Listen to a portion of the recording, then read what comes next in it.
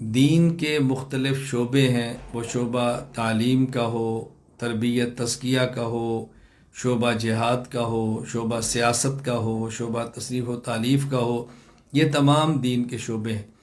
اور دین کے ہر شعبے میں کام کرنے والے افراد مدارس سے تیار ہوتے ہیں اور مدارس ہی اس کو تیار کرتے ہیں۔ تو جو شخص یہ چاہے کہ دین کے سارے شعبے زندہ رہیں اور دین زندہ رہے، اس کو چاہیے کہ اپنی اولاد مدارس کے حوالے کرے اور مدارس میں پڑھنے والے طلباء کے لیے اپنے اموال کو پیش کرے۔ مدارس کو مضبوط کرنا پورے دین کو مضبوط کرنا ہے۔ مدارس سے علماء کو تیار کرنا یہ دین کو پختہ کرنا ہے۔ اس لیے ہر مسلمان کو چاہیے خود کو مدارس اور علماء کے ساتھ جوڑ کے رکھے، اپنی اولاد بھی مدارس